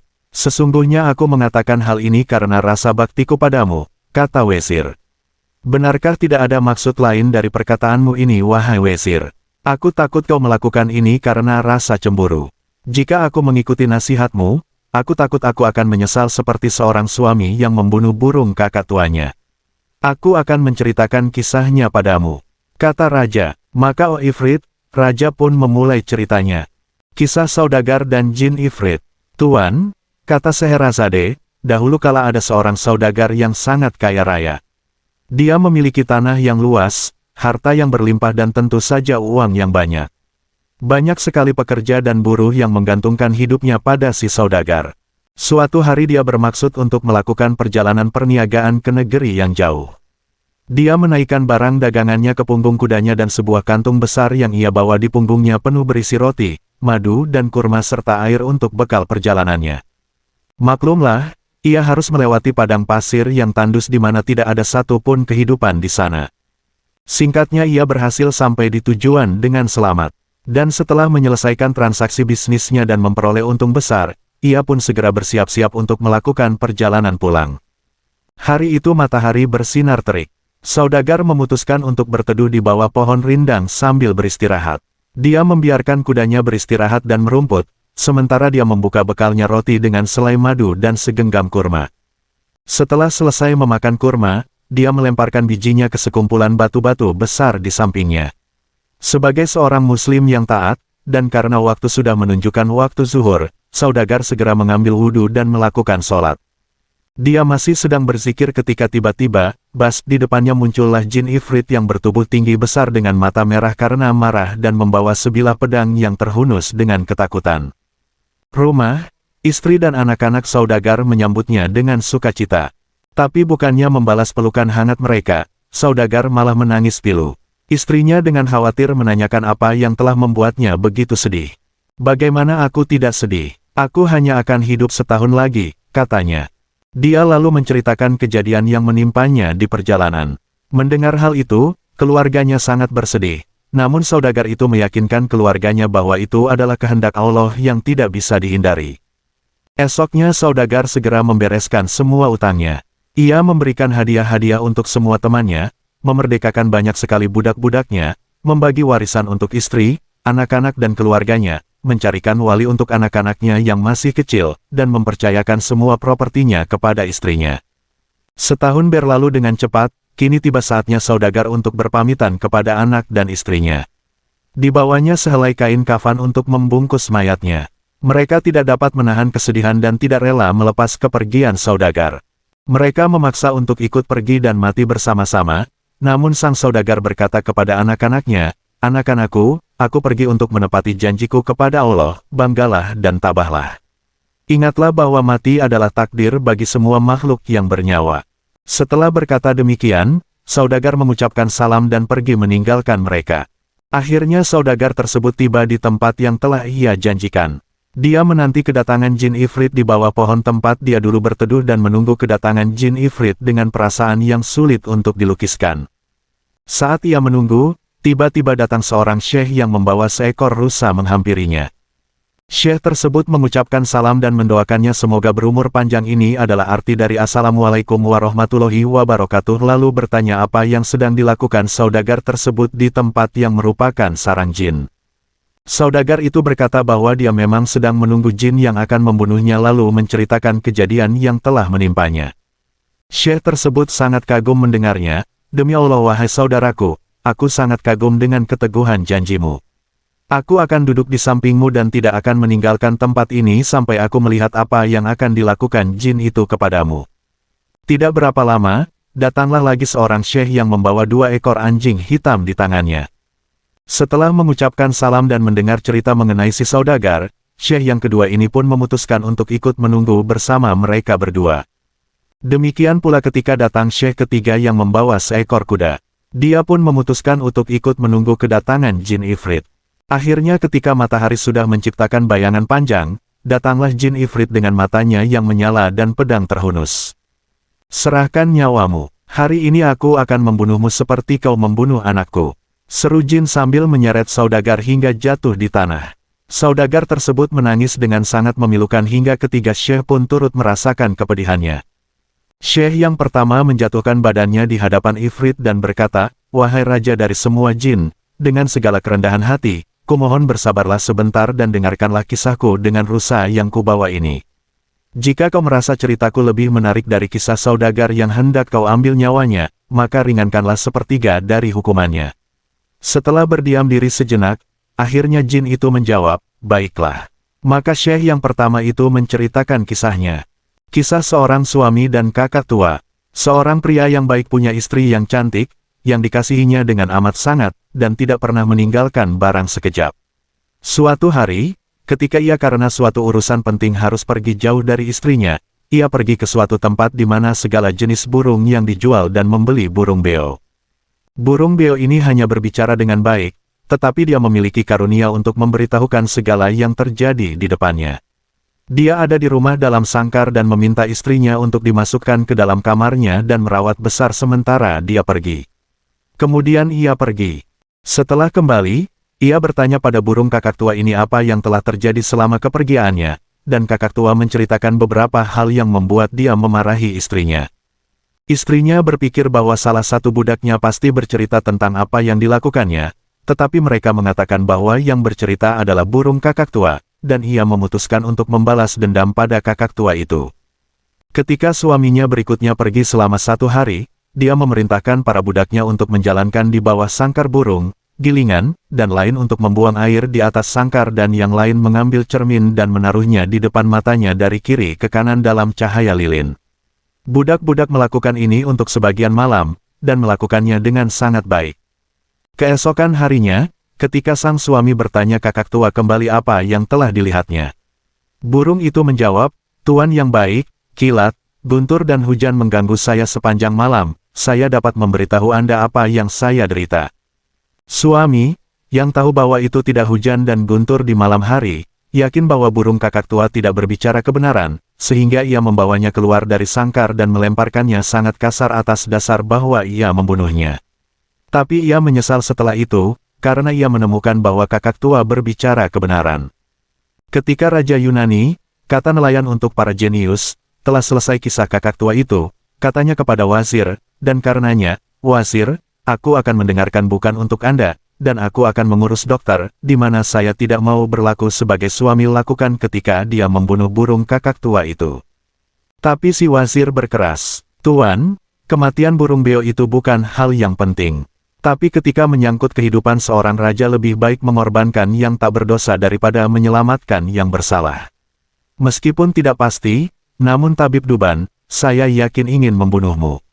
Naluri saya mendorong saya untuk menceritakan tentang kisah wazir yang dihukum. Apa yang telah dilakukan oleh wazir, kata raja, sehingga pantas dihukum. Aku akan menceritakan pada yang mulia, jika Anda sudi untuk mendengarkan, jawab wazir. Kisah si pencemburu dan syekh yang dicemburuinya. Ketahuilah wahai Tuan Jin, bahwa dahulu ada seorang pria yang sangat dicemburui oleh tetangganya karena kesuksesannya. Tapi semakin ia cemburu, Allah semakin baik pada tetangganya. Ia semakin sukses. Tapi ketika tetangganya itu mengetahui kecemburuan tetangganya dan keinginannya untuk menghancurkan dirinya, ia memutuskan untuk pindah dan membangun sebuah tempat ibadah di pinggir sebuah sumur di kawasan yang terpencil. Di sana ia menghabiskan waktunya hanya untuk beribadah kepada Allah. Banyak sekali fakir yang berkumpul di tempat ibadahnya dan ia sangat dihormati. Mereka percaya akan kesuciannya dan mereka memberi gelar syekh kepadanya. Ketenarannya akhirnya sampai di telinga si pencemburu. Ia buru-buru menaiki kudanya dan berangkat untuk mengunjunginya. Di sana ia disambut dengan sangat ramah. Aku kemari dengan membawa berita yang akan memberimu kebaikan di akhirat kelak dan aku akan memperoleh pahala karena menyampaikannya padamu, kata pencemburu. Subhanallah, semoga Allah membalas kebaikanmu, kata syekh. Suruhlah para fakir itu masuk ke kamarnya karena berita ini sangat rahasia dan tidak boleh ada yang mendengarnya selain kita, kata pencemburu. Setelah para fakir masuk ke dalam kamar mereka, si pencemburu berkata, mari kita membicarakannya sambil berjalan-jalan. Lalu mereka pun berjalan hingga tiba di sumur yang terpencil dan tiba-tiba si pencemburu mendorong syekh hingga jatuh ke dalam sumur. Menyangka tetangganya telah mati, dengan puas si pencemburu pulang ke rumahnya. Ternyata sumur itu dihuni oleh beberapa jin. Mereka menangkap tubuh syekh dan mendudukkannya di atas sebuah batu besar. Tahukah kau siapa dia? Tanya salah satu jin kepada temannya. Kami tidak tahu, sahut temannya. Dia adalah seorang pria yang karena ada seseorang yang mencemburui kesuksesannya, memutuskan untuk pergi dan menetap di tempat ini. Dialah yang selalu menghibur kita dengan bacaan zikirnya dan lantunan ayat-ayat Al-Quran. Ketika si pencemburu mengetahui keberadaannya, ia datang kemari dan melemparkannya ke dalam sumur ini. Ketahuilah, bahwa hari ini ketenarannya telah sampai di telinga Sultan dan ia akan mengunjunginya besok pagi untuk urusan yang menyangkut kesehatan puterinya. Kata jin yang pertama. Memang kenapakah puteri Sultan itu? Tanya temannya. Ia gila karena Maimun anaknya dedemit, jatuh cinta padanya. Sebenarnya obatnya sangat gampang, kata jin pertama. Apa itu? Tanya yang lain. Di dalam rumah ibadah itu ada seekor kucing hitam dengan sedikit bulu putih di ujung ekornya. Kalau 7 helai bulunya dicabut dan dipakai untuk mengasapi puteri raja itu, maka setan itu akan lari dan puteri akan sembuh, kata jin pertama. Esoknya para fakir melihat syekh melayang keluar dari dalam sumur. Mereka semakin yakin akan kesucian syekh mereka. Sesampainya di tempat ibadahnya syekh segera mencari kucing hitamnya dan mencabut 7 helai bulu putih di ujung ekornya. Menyimpannya dalam sehelai kain. Tak berapa lama rombongan Sultan datang. Syekh menyambut dan mempersilahkan mereka masuk. Oh Tuan Sultan, apakah kedatanganmu kemari untuk menanyakan kesanggupanku menyembuhkan putri Anda? Tanya Syekh. Ya Syekh yang suci, jawab Sultan kagum. Bawalah ia kemari. Atas nama Allah yang maha menyembuhkan, aku yakin ia akan sembuh dalam sekejap, kata Syekh. Ketika putri telah berada di hadapannya, Syekh segera membakar ke-7 bulu kucing tersebut dan mengasapi hidung putri. Terdengar jeritan jin yang kesakitan. Jin itu melarikan diri dan detik itu juga sembuhlah sang puteri. Puteri yang telah pulih kesadarannya segera menutupi wajahnya dengan cadar dan bertanya pada ayahnya. Ada apa gerangan, dan di manakah aku berada? Tanyanya. Jangan khawatir anakku, ujar Sultan dengan sukacita. Sultan berpaling pada pengikutnya dan bertanya, hadiah apakah yang paling pantas aku berikan kepada Syekh ini atas jasanya? Nikahkanlah ia dengan puteri, jawab para tetua istana. Maka Sultan menikahkan mereka berdua. Ketika akhirnya Sultan mangkat, Syekh diangkat untuk menggantikannya. Suatu hari saat Syekh melakukan kunjungan dengan para prajuritnya, dilihatnya si pencemburu datang menghampirinya. Syekh dengan sopan memintanya untuk ikut duduk di keretanya. Ia membawanya ke istana dan menjamunya dengan hormat. Lalu ia memberikan baju-baju bagus dan berkantung-kantung uang emas kepada si pencemburu kemudian mengantarkannya pulang dengan selamat. Perhatikanlah wahai jin, bagaimana Syekh itu memaafkan orang yang telah mencelakakannya. Ia tidak membalas dendam sedikit pun kataku. Jin Ifrit yang mendengarkan ceritaku kembali berteriak, jangan banyak bicara kau tidak akan kubunuh, tapi juga tak akan kuampuni. Maka bersiaplah untuk menerima sihirku. Tiba-tiba ia mencengkramku dan kemudian aku telah terbang di udara. Di puncak gunung ia mengambil segenggam debu dan mengucapkan mantra. Lalu melemparkan debu itu ke tubuhku. Jadilah seekor monyet, kutuknya. WUZZ aku berubah menjadi monyet yang sangat jelek. Setelah jin itu meninggalkanku, aku menangis. Tapi aku memutuskan untuk mengikuti permainan nasib dan bersabar. Akhirnya aku menuruni gunung dan setelah sebulan lamanya berjalan aku tiba di pinggir pantai. Di kejauhan tampak sebuah kapal datang merapat. Aku bersembunyi di balik sebuah batu besar menunggu hingga kapal cukup dekat. Kemudian aku meloncat ke dalam kapal yang penuh dengan pedagang dan penumpang. Salah seorang di antaranya berteriak kepadaku, itu makhluk pembawa sial yang membuat kita rugi. Lemparkan ke dalam laut, kata yang lain. Kita bunuh saja, kata kapten. Aku berlari dan memeluk kaki kapten sambil berurai air mata. Kapten merasa iba kepadaku. Tuan-tuan, monyet ini meminta perlindungan dariku dan aku akan melindunginya. Sejak saat ini ia ada dalam pengawasanku. Tak seorang pun boleh melukainya. Atau akan ada pertumpahan darah di kapal ini, kata kapten. Kapten memperlakukanku dengan sangat baik. Apapun yang dikatakan kapten aku turuti. Kebutuhannya aku penuhi dan aku membaktikan diriku sebagai pelayanannya. Tidak heran jika kemudian kapten sangat menyayangiku. Kapal kembali berlayar selama 15 hari sebelum akhirnya membuang jauh di sebuah kota besar yang penduduknya sangat banyak dan sepertinya hanya Allah yang tahu berapa jumlahnya. Tak berapa lama setelah kapal kita berlabuh, datang seorang pegawai kerajaan yang menyambut kami dengan ramah. Raja kami mengucapkan selamat datang kepada Anda semua. Ia mengirimku kemari dengan membawa gulungan kertas ini, di mana kami mohon masing-masing dari Anda menulis sebaris kalimat di atasnya. Sekretaris kerajaan kami baru-baru ini meninggal dunia, dan Raja bersumpah tidak akan mengangkat penggantinya jika tulisannya tidak sebagus dan sebaik dia, katanya. Para pedagang dan penumpang yang bisa menulis, mengambil kertas itu dan menuliskan kalimat-kalimat yang mereka ingat. Ketika tidak ada lagi yang bersedia menulis, aku dengan cepat mengambil gulungan kertas itu. Karena takut aku melemparkan kertas itu ke laut atau merobeknya, para pedagang dan penumpang mencoba menghalangi dan menakut-nakutiku. Tapi aku memberi isyarat bahwa aku ingin menulis. Kami tak pernah melihat ada monyet yang bisa menulis, kata mereka. Biarkan ia mencoba, kata kapten. Kalau tulisannya jelek atau ia merobek kertas itu, aku akan membunuhnya. Tapi jika tulisannya bagus, aku akan mengangkatnya sebagai anakku karena aku belum pernah melihat monyet yang lebih pintar dan sopan seperti dia. Aku lalu mengambil pena, membenamkannya ke dalam tinta dan menuliskan bait-bait ini. Waktu telah mencatat kebaikan-kebaikan dari para bangsawan. Tapi tak ada yang bisa menghitung kebaikanmu. Semoga Tuhan tidak mengambil kebaikan hati seorang ayah. Karena engkaulah ayah dari semua kebaikan. Lalu dengan gaya tulisan yang lebih formal aku menulis. Tak ada pencatat kebaikan yang tak menderita. Tapi apa yang dicatatkan tangan adalah abadi. Catatlah, meskipun sia-sia, apalagi yang lebih menyenangkanmu. Selain melihat catatanmu di hari kebangkitan. Aku menuliskan lagi beberapa kalimat dengan gaya tulisan yang berbeda-beda, kemudian menyerahkan kertas itu kepada pegawai kerajaan yang lalu membawanya kepada raja. Tak ada tulisan yang disukai raja kecuali tulisanku. Bawa orang yang menulis kalimat ini pakaikan ia pakaian yang bagus. Naikkan ia ke atas kuda kehormatan dan bawa ia menghadapku, perintah raja. Mendengar perintah raja para pegawainya tak bisa menahan geli. Raja menjadi murka.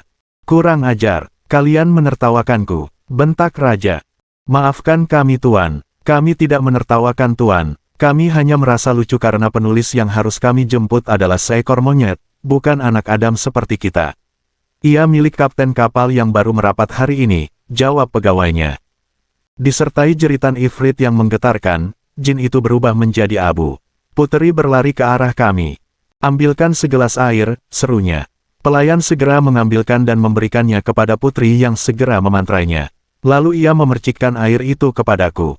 Dengan nama Allah, kembalilah ke wujud aslimu, katanya dan wus aku kembali menjadi diriku, hanya saja mata kiriku tetap buta. Tiba-tiba putri menjerit kesakitan. Api-api, teriaknya. Oh ayah, aku sekarat, jin itu telah melukaiku. Jika ia manusia, aku dapat menaklukkannya dengan mudah. Aku hampir bisa mengalahkannya hingga ia bersembunyi di dalam biji buah delima dan aku tidak melihatnya. Lalu ia menyerangku saat aku lengah. Aku mengeluarkan semua jurus yang kutahu. Terakhir jin itu mengeluarkan jurus apinya yang setahuku sedikit sekali ada yang bisa selamat darinya. Aku berhasil membakarnya setelah aku memaksanya dengan bacaan Islam. Dan kini aku pun sekarat. Seberkas api memancar dari kaki sang putri, terus naik ke atas hingga mencapai wajahnya. Saat itu putri menangis. Ya Allah, aku bersaksi tiada Tuhan selain Engkau dan Nabi Muhammad adalah utusanmu, isaknya. Sedetik kemudian putri berubah menjadi abu di samping Abu Ifrit. Kami menangis di samping abunya. Aku berharap aku bisa menggantikan posisinya. Tapi takdir memang berkata lain. Raja yang menyaksikan putrinya menjadi abu, menampari wajahnya sendiri dan mengoyak bajunya. Aku melakukan hal yang sama dan kami meratapi kepergian putri hingga 7 hari lamanya. Raja memerintahkan untuk membangun kubah di atas abu putrinya. Sedangkan Abu Ifrit dilemparkan begitu saja di udara. Raja kemudian jatuh sakit dan hampir sekarat. Tapi syukurlah ia bisa sembuh setelah sebulan terbaring sakit. Ia lalu memanggilku. Anak muda, sebelumnya hidup kami aman dan bahagia sampai kau datang dengan wajah burukmu dan bencana pun datang. Pertama aku kehilangan putriku yang paling berharga dan kedua wajahku terbakar hingga janggutku habis dan gigiku rontok. Dayangku juga tewas karenanya. Tapi tentu saja aku tidak bisa menyalahkanmu karena semuanya adalah takdir Allah. Sekarang aku mohon padamu anak muda, pergilah dari istanaku, perintah raja. Maka aku pun pergi. Sepanjang jalan aku mengenang semua perjalanan nasibku yang buruk. Tapi aku bersyukur kepada Allah atas perlindungannya. Sebelum aku meninggalkan negeri itu, aku sengaja mencukur kumis, janggut, rambut dan alisku. Lalu aku mengganti bajuku dengan baju pengembara. Tujuanku adalah pergi ke Baghdad menemui khalifah yang terkenal dengan keadilannya untuk mengadukan nasibku. Kemudian aku bertemu dengan pengembara ke-1, lalu pengembara ketiga. Kami semua orang asing di negeri ini. Nasib mengantarkan kami ke rumah ini. Begitulah kisah yang bisa kuceritakan padamu wahai Nona. Pengembara kedua mengakhiri ceritanya. Cerita yang sangat menarik. Baiklah kau boleh pergi dari sini, kata gadis bermata hitam. Aku tidak akan meninggalkan tempat ini sebelum aku mendengar cerita rekan-rekan yang lain, kata pengembara kedua. Pengembara ketiga bangkit dari duduknya. Nona, ceritaku ini sangat berbeda. Lebih menarik dan luar biasa. Jika mereka seperti sekarang karena dipermainkan oleh nasib, aku menggariskan nasibku sendiri, menimpakan kesedihan atas kemauanku, mencukur dan menghilangkan mataku olehku sendiri, kata pengembara ketiga memulai ceritanya. Dengarlah kisahku ini, kisah Syekh kedua dan 2 ekor anjing hitam. Wahai raja semua jin, ketahuilah bahwa aku dan kedua anjing ini adalah 3 bersaudara. Ketika ayah kami meninggal, dia mewariskan 3.000 keping emas untuk kami bertiga. Dengan modal warisan itu, kami masing-masing membuka sebuah toko. Kakakku yang pertama memutuskan untuk pergi berdagang ke luar negeri, maka ia pun menjual tokonya lalu membeli berbagai barang yang akan ia jual di berbagai negeri. Aku tidak pernah mendengar kabar darinya selama setahun. Suatu hari datang seorang pengemis di depan rumahku. Assalamualaikum, sapaku. Waalaikumsalam, jawabnya. Apakah kau tidak mengenaliku? Tanyanya. Aku memperhatikannya dengan seksama, dan kemudian aku menyadari bahwa pengemis di hadapanku adalah kakak tertuaku. Kakak, seruku. Aku memeluknya dengan gembira. Bagaimana aku bisa mengenalimu dengan keadaan seperti ini, kataku. Aku segera menyuruhnya masuk, menanyakan kabarnya dan perkembangan bisnisnya. Jangan tanyakan itu, katanya, mengingat betapa buruk nasibku hingga menjadi seperti ini. Hanya akan membuatku semakin sedih saja. Aku segera menutup tokoku, mengesampingkan semua urusanku, menyuruh kakakku mandi dan mengganti pakaiannya dengan pakaian terbaikku. Kemudian mengajaknya makan sehingga wajahnya tidak lagi pucat dan tubuhnya kembali kuat. Aku kemudian mengeluarkan semua tabunganku dan menghitungnya. Ternyata kini kentunganku sudah 2 kali lipat dari modalku. Aku berikan separuh kentunganku kepada kakakku. Ini kak, pakailah untuk modal, dan lupakan kesedihanmu. Kakakku sangat gembira. Ia kembali membuka tokonya dan kami pun hidup bersama seperti dulu lagi. Beberapa waktu kemudian, saudaraku yang lain juga bermaksud untuk pergi berdagang ke luar negeri. Aku dan kakak tertuaku berusaha sebisa mungkin mencegahnya, tapi sepertinya kakak keduaku sudah bulat tekadnya. Maka ia pun menjual tokonya, dan dari hasil penjualannya, ia membeli berbagai barang yang akan ia jual di negeri yang disinggahinya. Ia berangkat dengan menggunakan cara van. Namun setahun kemudian ia pun pulang dalam keadaan bangkrut. Aku lalu menghiburnya, dan karena kentunganku sudah menjadi 2 kali lipat, aku membaginya sama rata dan memberikannya pada kakak keduaku. Dia membuka tokonya kembali dan kami pun hidup bersama seperti dulu lagi. Suatu hari kedua saudaraku datang dan mendesakku untuk pergi bersama mereka, berdagang ke luar negeri, namun aku menolak. Kalian sudah pernah melakukannya, tapi apa yang kalian dapatkan dari perjalanan kalian? Siapa yang bisa menjamin bahwa kali ini kita akan beruntung? Kataku. Kedua kakakku terus saja mendesakku, hingga akhirnya setelah 5 tahun berdebat, aku setuju untuk pergi berdagang ke luar negeri. Kedua saudaraku telah menghabiskan uang yang aku berikan pada mereka, tapi aku tidak mau mengungkitnya. Tapi dalam waktu 6 tahun itu aku telah mengumpulkan keuntungan sebesar 6.000 keping emas. Lalu kataku pada mereka, kita hanya boleh meresikokan sebagian dari keuntungan ini, yaitu 3.000 keping emas yang akan aku berikan kepada kalian masing-masing 1.000 keping emas, dan kita akan mengubur sisanya di tempat yang aman, untuk berjaga-jaga jika kita tidak beruntung. Kami segera membeli barang-barang dagangan masing-masing yang akan kita jual nantinya. Beberapa hari kemudian dengan menyewa sebuah kapal, kami bertiga memuat barang dagangan kami dan mulai berlayar. Setelah perjalanan panjang akhirnya kami tiba di sebuah negeri. Di sana kami menjual barang dagangan kami dan memperoleh untung besar. Aku sendiri, memperoleh keuntungan 10 kali lipat. Kami lalu membeli barang-barang bagus di negeri itu untuk kami jual lagi di negeri kami. Lalu saat memutuskan untuk pulang, secara tidak sengaja aku bertemu dengan seorang gadis yang meski pakaiannya sangat sederhana tapi terlihat sangat cantik. Dia menghampiriku dan mencium tanganku, memohon padaku untuk mengajaknya serta dan menjadikannya istriku. Aku kesulitan untuk menolaknya, tapi setelah ia meyakinkanku bahwa aku akan senang dengan kehadirannya, maka aku mendandaninya dan menjadikannya istriku. Aku membuatkan kamar khusus untuknya di kapal, dan memperlakukannya dengan sangat baik. Selama perjalanan aku melihat bahwa istriku memiliki banyak keistimewaan, yang membuatku semakin mencintainya setiap hari. Kedua kakakku yang tidak memperoleh keuntungan sebesar aku, merasa iri dengan semua yang aku peroleh. Bahkan mereka berencana untuk membunuhku. Suatu malam saat aku dan istriku sedang tidur, mereka melemparkan aku dan istriku ke tengah laut. Istriku, ternyata adalah jin yang memiliki kekuatan sihir. Dia menyelamatkanku dari amukan ombak dan membawaku terbang ke sebuah pulau. Esoknya dia berkata padaku, aku adalah istrimu yang atas izin Allah telah menyelamat kamu dari kematian. Meski aku ini jin, tapi aku benar-benar mencintaimu karena Allah. Kaulah satu-satunya pria yang memperlakukanku dengan baik meski aku berpenampilan buruk. Tapi aku tidak menyukai kedua saudaramu yang telah mengkhianatimu. Mereka pantas dibunuh. Aku mendengarkan kisahnya dengan takjub dan berterima kasih atas pertolongannya. Tetapi istriku, aku mohon maafkanlah saudaraku, kataku. Lalu aku ceritakan padanya apa yang pernah aku lakukan pada kedua kakakku, tapi hal itu semakin membuatnya marah. Aku harus segera menghukum manusia-manusia jahat ini. Akan kurusak kapalnya, dan kutenggelamkan mereka ke dasar laut. Teriaknya. Jangan, pintaku. Aku mohon, mereka masih saudaraku. Dan bukankah membalas kejahatan dengan kejahatan berarti kita juga termasuk orang yang jahat? Rupanya kata-kataku mengena di hatinya, akhirnya dia mengangkatku, dan dalam sekejap aku telah tiba di depan rumahku. Aku memutuskan untuk menggali harta karunku, lalu kembali membuka toko kelontongku. Para tetanggaku mengucapkan sukacitanya karena aku telah tiba dengan selamat. Malam berikutnya ketika aku membuka pintu rumahku, aku melihat 2 ekor anjing hitam ini. Mereka berlari ke arahku, melolong, membuat hatiku iba.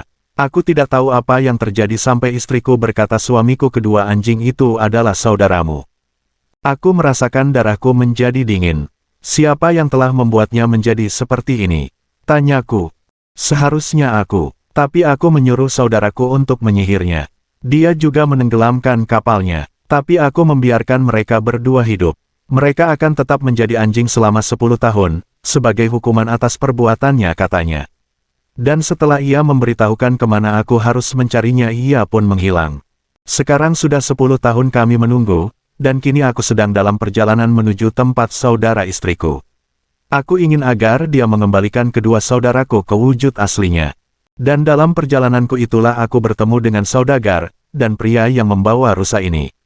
Nah Raja semua jin, jika menurutmu ceritaku lebih menarik daripada cerita saudagar dan rusa ini, maka kurangilah sepertiga hukumannya, kata Syekh kedua mengakhiri ceritanya. Ya, cerita yang sangat menarik, kata Jin Ifrit. Maka dia pun mengurangi sepertiga hukumannya. Kini Syekh yang ketiga berkata kepada Jin, aku juga memiliki cerita untukmu, dan jika ceritaku juga lebih menarik daripada cerita mereka, kau harus berjanji untuk mengurangi sepertiga lagi hukuman bagi saudagar ini. Baiklah, kata Jin. Syekh yang ketiga ini menceritakan kisahnya kepada Jin, tahukah kau bahwa Bagal ini adalah istriku? Dia berselingkuh dengan seorang budak hitam. Dan ketika aku memergokinya, dia melemparkan segelas air yang telah dimantrai sehingga aku berubah menjadi seekor anjing. Aku berhasil melarikan diri ke sebuah toko daging. Anak pemiliknya melihatku dan mengubahku kembali ke bentuk asliku. Meski dia menyarankanku untuk membalas dendam pada istriku, tapi aku menolaknya. Seperti kata para utusan Allah, intan itu selalu bercahaya meski di tempat yang gelap, seperti kebaikan selalu terlihat oleh Dia yang Maha Melihat meski di tempat yang buruk sekalipun. Ketika Syekh ketiga ini mengakhiri ceritanya, Jin Ifrit menganggukkan kepalanya. Dia menyadari kesalahannya yang terbawa emosi. Dengan besar hati dia memaafkan si saudagar dan kemudian dia menghilang. Saudagar tersebut mengucapkan terima kasih kepada ketiga Syekh yang telah menyelamatkannya. Lalu mereka pun berpisah dan melanjutkan perjalanannya masing-masing. Tapi tuanku, kata Scheherazade, betapapun menariknya kisah-kisah yang sudah aku ceritakan, tidak lebih menarik dari cerita nelayan ini. Dinarzade, yang menyadari bahwa Sultan tidak memberikan jawaban, berkata, masih ada sedikit waktu lagi Kak, tolong ceritakanlah padaku. Oh Sultan, saya mohon izinkan hamba mendengar ceritanya. Sultan Syahriar mengizinkan, maka Scheherazade melanjutkan ceritanya. Kisah Syekh pertama dan seekor rusa. Kini dengarlah kisahku wahai Ifrit, tahukah kau bahwa rusa ini sebenarnya adalah sepupuku, dan juga istriku, dia adalah anak dari pamanku. Saat aku menikahinya, usianya baru 12 tahun. Dia merawatku bukan saja sebagai seorang saudara dan suami, tapi juga merawatku seperti ia merawat ayahnya sendiri. Kami sudah menikah selama 30 tahun, tapi kami tidak dikaruniai anak. Meski begitu aku tetap menyayangi dan memperlakukannya dengan baik. Namun semakin hari keinginanku untuk memiliki anak semakin kuat, sehingga aku membeli seorang budak wanita dan darinya kami dikaruniai seorang anak laki-laki. Dia seorang bayi yang tampan, dan ia adalah matahari dan bulan bagiku. Sejak saat itu rupanya istriku mulai cemburu. Dia sering melampiaskan kemarahannya kepada mereka saat aku tidak ada.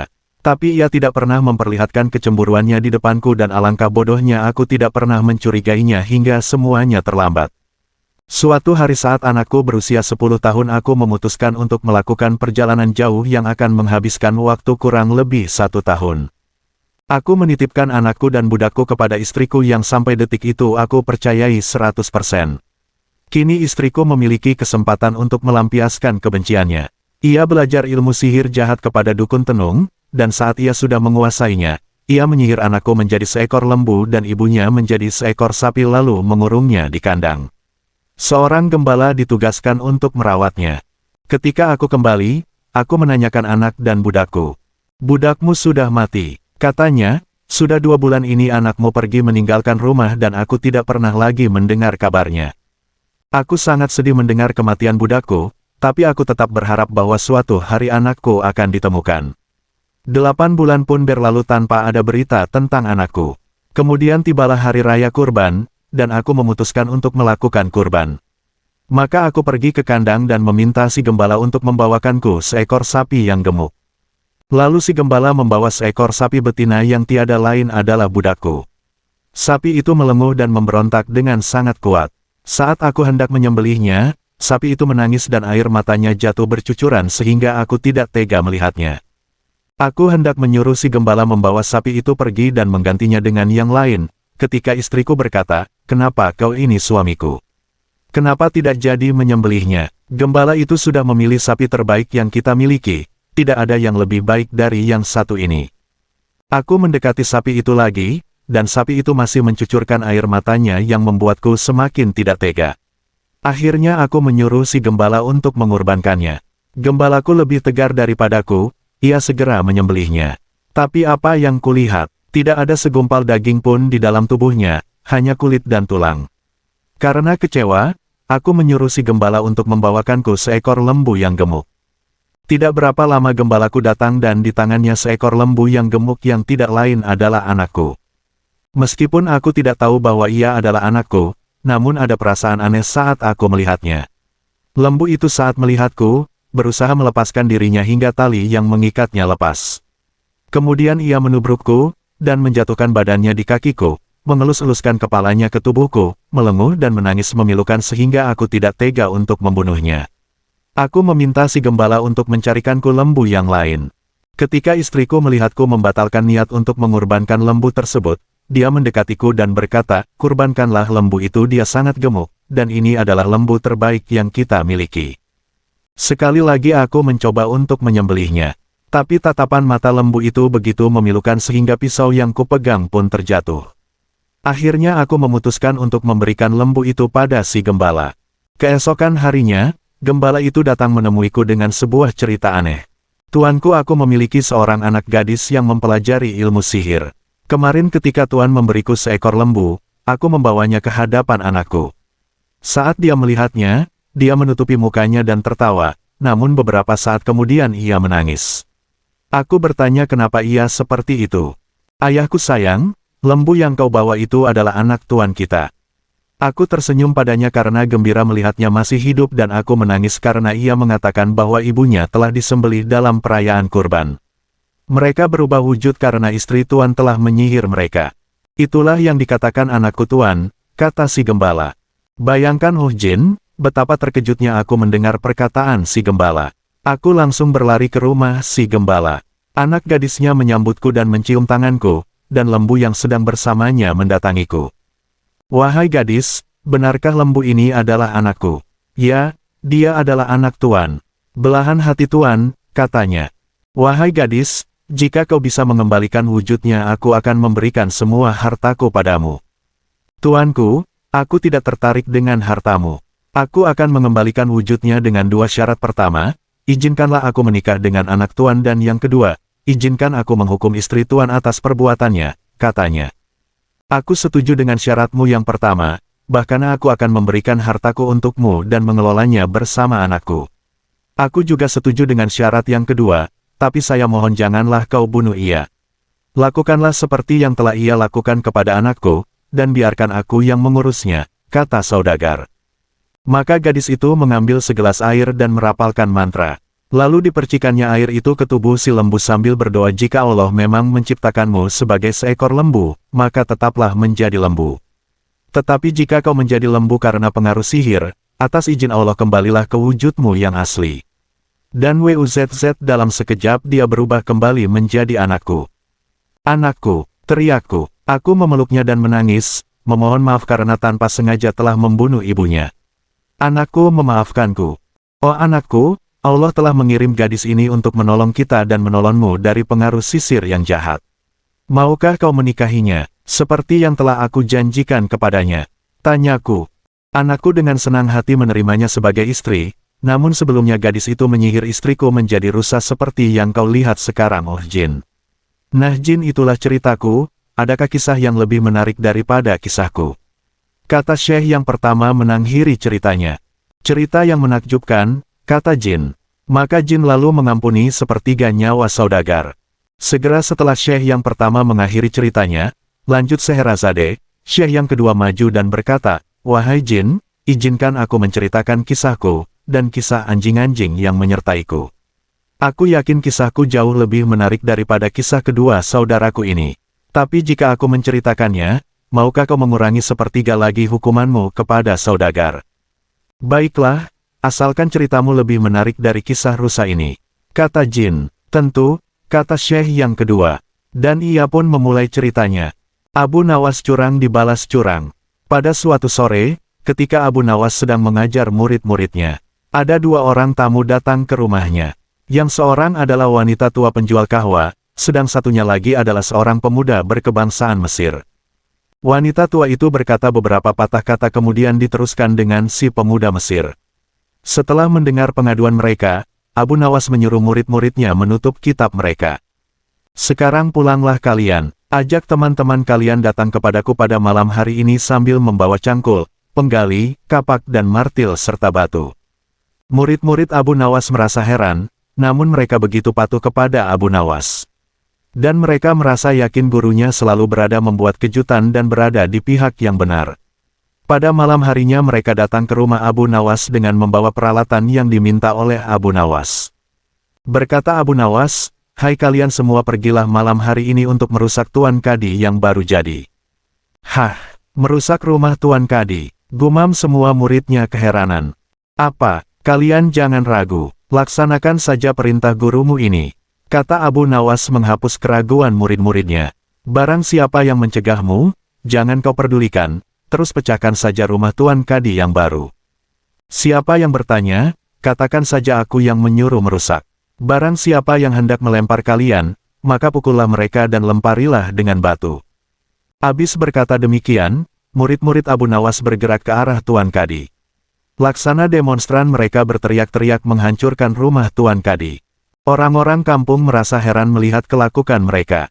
Lebih-lebih ketika tanpa basa-basi lagi mereka langsung merusak rumah Tuan Kadi. Orang-orang kampung itu berusaha mencegah perbuatan mereka. Namun karena jumlah murid-murid Abu Nawas terlalu banyak maka orang-orang kampung tak berani mencegah. Melihat banyak orang merusak rumahnya, Tuan Kadi segera keluar dan bertanya, "Siapa yang menyuruh kalian merusak rumahku?" Murid-murid itu menjawab, "Guru kami Tuan Abu Nawas yang menyuruh kami." Habis menjawab begitu mereka bukannya berhenti malah terus menghancurkan rumah Tuan Kadi hingga rumah itu roboh dan rata dengan tanah. Tuan Kadi hanya bisa marah-marah karena tidak ada orang yang berani membelanya. "Dasar Abu Nawas provokator, orang gila. Besok pagi aku akan melaporkannya kepada Baginda." Benar, esok harinya Tuan Kadi mengadukan kejadian semalam sehingga Abu Nawas dipanggil menghadap Baginda. Setelah Abu Nawas menghadap Baginda, ia ditanya, "Hai Abu Nawas, apa sebabnya kau merusak rumah Kadi itu?" Abu Nawas menjawab, "Wahai tuanku, sebabnya ialah pada suatu malam hamba bermimpi, bahwasanya Tuan Kadi menyuruh hamba merusak rumahnya. Sebab rumah itu tidak cocok baginya, ia menginginkan rumah yang lebih bagus lagi. Ya, karena mimpi itu maka hamba merusak rumah Tuan Kadi." Baginda berkata, "Hai Abu Nawas, bolehkah hanya karena mimpi sebuah perintah dilakukan? Hukum dari negeri mana yang kau pakai itu?" Dengan tenang Abu Nawas menjawab, "Hamba juga memakai hukum Tuan Kadi yang baru ini tuanku." Mendengar perkataan Abu Nawas seketika wajah Tuan Kadi menjadi pucat, lah terdiam 1000 bahasa. "Hai Kadi, benarkah kau mempunyai hukum seperti itu?" tanya Baginda. Tapi Tuan Kadi tiada menjawab, wajahnya nampak pucat, tubuhnya gemetaran karena takut. "Abu Nawas, jangan membuatku pusing, jelaskan kenapa ada peristiwa seperti ini," perintah Baginda. Baiklah Abu Nawas, tetap tenang. Baginda, beberapa hari yang lalu ada seorang pemuda Mesir datang ke negeri Baghdad ini untuk berdagang sambil membawa harta yang banyak sekali.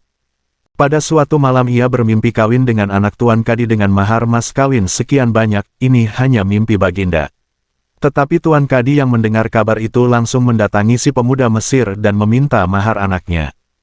Tentu saja pemuda Mesir itu tak mau membayar mahar hanya karena mimpi. Nah, disinilah terlihat arogansi Tuan Kadi. Ia ternyata merampas semua harta benda milik pemuda Mesir sehingga pemuda itu menjadi seorang pengemis gelandangan dan akhirnya ditolong oleh wanita tua penjual kahwa. Baginda terkejut mendengar penuturan Abu Nawas, tapi masih belum percaya 100%, maka ia memerintahkan Abu Nawas agar memanggil si pemuda Mesir. Pemuda Mesir itu memang sengaja disuruh Abu Nawas menunggu di depan istana, jadi mudah saja bagi Abu Nawas memanggil pemuda itu ke hadapan Baginda. Berkata Baginda Raja, "Hai anak Mesir, ceritakanlah hal ihwal dirimu sejak engkau datang ke negeri ini." Ternyata cerita pemuda Mesir itu sama dengan cerita Abu Nawas. Bahkan pemuda itu juga membawa saksi yaitu Pak Tua pemilik tempat kos dia menginap. "Kurang ajar, ternyata aku telah mengangkat seorang kadi yang bejat moralnya. Baginda sangat murka. Kadi yang baru itu dipecat dan seluruh harta bendanya dirampas dan diberikan kepada si pemuda Mesir. Setelah perkara selesai, kembalilah si pemuda Mesir itu dengan Abu Nawas pulang ke rumahnya. Pemuda Mesir itu hendak membalas kebaikan Abu Nawas. Berkata Abu Nawas, "Janganlah engkau memberiku barang sesuatu pun kepadaku. Aku tidak akan menerimanya sedikit pun jua." Pemuda Mesir itu betul-betul mengagumi Abu Nawas. Ketika ia kembali ke negeri Mesir, ia menceritakan tentang kehebatan Abu Nawas itu kepada penduduk Mesir sehingga nama Abu Nawas menjadi sangat terkenal. Abu Nawas dan harimau berjenggot. "Hai Abu Nawas," seru Khalifah Harun al-Rasyid. "Sekarang juga kamu harus dapat mempersembahkan kepadaku seekor harimau berjenggot. Jika gagal, aku bunuh kau." Kata-kata itu merupakan perintah Sultan yang diucapkan dengan penuh tegas dan kegeraman. Dari bentuk mulutnya ketika mengucapkan kalimat itu jelas betapa Sultan menaruh dendam kesumat kepada Abu Nawas yang telah berkali-kali mempermainkan dirinya dengan cara-cara yang sangat kurang ajar. Perintah itu merupakan cara Baginda untuk dapat membunuh Abu Nawas. "Ya Tuanku Syah Alam," jawab Abu Nawas, "semua perintah Paduka akan hamba laksanakan, namun untuk yang satu ini hamba mohon waktu 8 hari. "Baik," kata Baginda. Alkisah, pulanglah Abu Nawas ke rumah. Agaknya ia sudah menangkap gelagat bahwa raja sangat marah kepadanya, dicarinya akal supaya dapat mencelakakan diriku, agar terbalas dendamnya, pikir Abu Nawas, jadi aku juga harus berhati-hati. Sesampainya di rumah dipanggilnya Imep orang tukang kayu dan disuruhnya membuat kandang macan. Hanya dalam waktu 3 hari kandang itu pun siap sudah. Kepada istrinya ia berpesan agar menjamu orang yang berjenggot yang datang ke rumah. "Apabila Adinda dengar Kakanda mengetuk pintu kelak, suruh dia masuk ke dalam kandang itu," kata Abu Nawas sambil menunjuk kandang tersebut. Ia kemudian bergegas pergi ke musola dengan membawa sajadah. "Baik," kata istrinya. "Hai Abu Nawas, tumben lu salat di sini?" bertanya imam dan penghulu musala itu. "Sebenarnya saya mau menceritakan hal ini kepada orang lain, tapi kalau tidak kepada tuan penghulu kepada siapa lagi saya mengadu," jawab Abu Nawas. "Tadi malam saya ribut dengan istri saya, itu sebabnya saya tidak mau pulang ke rumah." "Pucuk dicinta, ulam tiba," pikir penghulu itu. "Kubiarkan Abu Nawas tidur di sini dan aku pergi ke rumah Abu Nawas menemui istrinya. Sudah lama aku menaruh hati kepada perempuan cantik itu." "Hai Abu Nawas," kata si penghulu, "bolehkah aku menyelesaikan perselisihan dengan istrimu itu?" "Silakan," jawab Abu Nawas. "Hamba sangat berterima kasih atas kebaikan hati tuan." Maka pergilah penghulu ke rumah Abu Nawas dengan hati berbunga-bunga, dan dengan wajah berseri-seri diketuknya pintu rumah Abu Nawas. Begitu pintu terbuka ia langsung mengamit istri Abu Nawas dan diajak duduk bersanding. "Hai Adinda," katanya, "apa gunanya punya suami jahat dan melarat, lagi pula Abu Nawas hidupnya tak karuan, lebih baik kamu jadi istriku, kamu dapat hidup senang dan tidak kekurangan suatu apa." "Baiklah kalau keinginan tuan demikian," jawab istri Abu Awas. Tak berapa lama kemudian terdengar pintu diketuk orang, ketukan itu membuat penghulu belingsatan. "Kemana aku harus bersembunyi?" ia bertanya kepada nyonya rumah. "Tuan penghulu," jawab istri Abu Nawas, "silahkan bersembunyi di dalam kandang itu." Ia lalu menunjuk kandang yang terletak di dalam kamar Abu Nawas.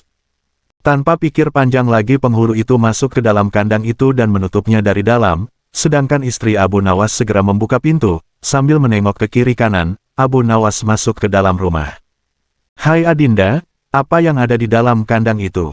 tanya Abu Nawas. "Tidak ada apa-apa," jawab istrinya. "Apa putih-putih itu?" tanya Abu Nawas, lalu dilihatnya penghulu itu gemetar karena malu dan ketakutan. Setelah 8 hari Abu Nawas memanggil 8 kuli untuk memikul kandang itu ke istana. Di Baghdad orang gempar ingin melihat harimau berjenggot. Seumur hidup, jangankan melihat, mendengar harimau berjenggot pun belum pernah. Kini Abu Nawas malah dapat seekor. Mereka terheran-heran akan kehebatan Abu Nawas.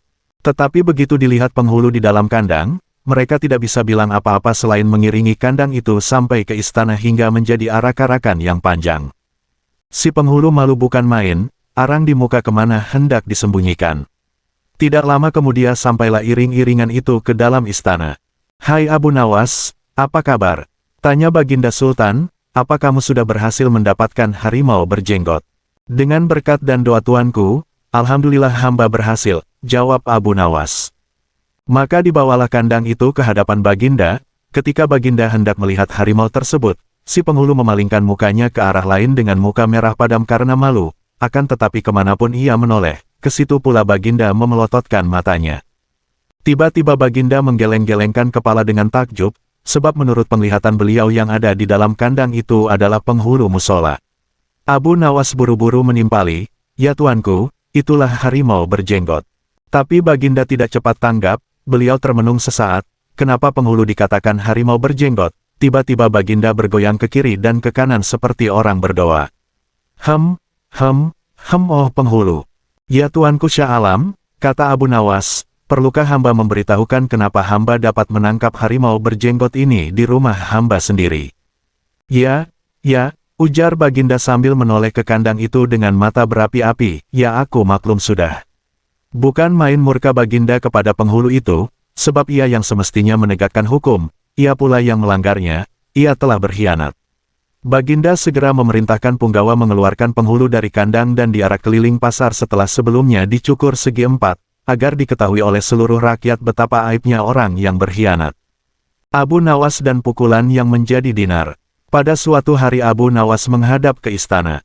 Ia pun bercakap-cakap dengan Sultan dengan riang gembira. Tiba-tiba terlintas dalam pikiran di benak Sultan. Bukankah ibu si Abu Nawas ini sudah meninggal? Aku ingin mencoba kepandaiannya sekali lagi. Aku ingin menyuruh dia membawa ibunya ke istanaku ini. Kalau berhasil akan aku beri hadiah 100 dinar. "Hai, Abu Nawas," titah Sultan, "besok bawalah ibumu ke istanaku, nanti aku beri engkau hadiah 100 dinar. Abu Nawas kaget. Bukankah beliau sudah tahu kalau ibuku sudah meninggal? Tapi mengapa beliau memerintahkan itu, pikirnya. Namun dasar Abu Nawas, ia menyanggupi perintah itu. "Baiklah, tuanku, esok pagi hamba akan bawa ibu hamba menghadap kemari," jawabnya mantap. Setelah itu ia pun mohon diri. Sesampai di rumah, setelah makan dan minum, ia pergi lagi. Dijelajahinya sudut-sudut negeri itu, menyusuri jalan, lorong dan kampung, untuk mencari seorang perempuan tua yang akan dijadikan sebagai ibu angkat. Rupanya tidak mudah menemukan sesosok perempuan tua. Setelah memeras tenaga mengayun langkah ke sana kemari hingga jontor, barulah ia menemukan yang dicari. Perempuan itu adalah seorang pedagang kue apem di pinggir jalan yang sedang memasak kue-kue dagangannya. Dihampirinya perempuan tua itu. "Hai, ibu, bersediakah engkau kujadikan ibu angkat?" kata Abu Nawas. "Kenapa engkau berkata demikian?" tanya si ibu tua itu. "Apa alasannya?" Maka diceritakanlah perihal dirinya yang mendapat perintah dari Sultan agar membawa ibunya ke istana. Padahal ibunya sudah meninggal. Juga dijanjikan akan membagi 2 hadiah dari Sultan yang akan diterimanya. Uang itu dapat ibu simpan untuk bekal meninggal bila sewaktu-waktu dipanggil Tuhan, kata Abu Nawas. "Baiklah," kata si ibu tua itu, "aku sanggup memenuhi permintaanmu itu." Setelah itu Abu Nawas menyerahkan sebuah tasbih dengan pesan agar terus menghitung biji tasbih itu meskipun di depan Sultan, dan jangan menjawab pertanyaan yang diajukan. Sebelum meninggalkan perempuan itu, Abu Nawas anti-anti agar rencana ini tidak sampai gagal. Untuk itu ia akan menggendong perempuan tua itu ke istana. "Baiklah anakku, moga-moga Tuhan memberkatimu," kata si ibu tua. "Dan terutama kepada ibuku." Keesokan harinya pagi-pagi sekali Abu Nawas sudah sampai di istana lalu memberikan salam kepada Sultan. "Waalaikumsalam, Abu Nawas," jawab Sultan. Setelah itu Sultan memandang Abu Nawas. Bukan main terkejutnya Sultan melihat Abu Nawas menggendong seorang perempuan tua. "Siapa yang kamu gendong itu?" tanya Sultan. "Diakah ibumu? Tapi kenapa siang begini kamu baru sampai?" "Benar, tuanku, inilah Ibu Patik. Beliau sudah tua dan kakinya lemah dan tidak mampu berjalan kemari, padahal rumahnya sangat jauh. Itu sebabnya Patik gendong ibu kemari," kata Abu Nawas sambil mendudukkan ibu tua di hadapan Sultan. Setelah duduk ibu tua itu pun memegang tasbih dan segera menghitung biji tasbih tanpa henti meski Sultan mengajukan beberapa pertanyaan kepadanya. Tentu saja Sultan tersinggung, "Ibumu sangat tidak sopan, lagi pula apa yang dikatakannya itu sampai tidak mau berhenti." Sembah Abu Nawas, "Ya tuanku Syah Alam, suami Ibu Patik ini 99 banyaknya. Beliau sengaja menghafal nama-nama mereka satu persatu, dan tidak akan berhenti sebelum selesai semuanya. 100 dinas, Demi mendengar ucapan Abu Nawas tadi, perempuan tua itu pun melempar tasbih dan bersembah datang kepada Sultan. "Ya Tuanku Syah Alam," katanya, "adapun Patik ini dari muda sampai tua begini hanya seorang suami hamba. Apabila sekarang ini berada di hadapan Tuanku, itu adalah atas permintaan Abu Nawas. Dia berpesan agar Patik menghitung-hitung biji tasbih dan tidak menjawab pertanyaan Tuanku. Nanti Abu Nawas akan membagi 2 hadiah yang akan diterimanya dari Tuanku." Begitu mendengar ucapan perempuan tua itu, Sultan tertawa dan menyuruh memukul Abu Nawas 100 kali. Ketika perintah itu akan dilaksanakan, Abu Nawas minta izin untuk dipertemukan dengan Sultan.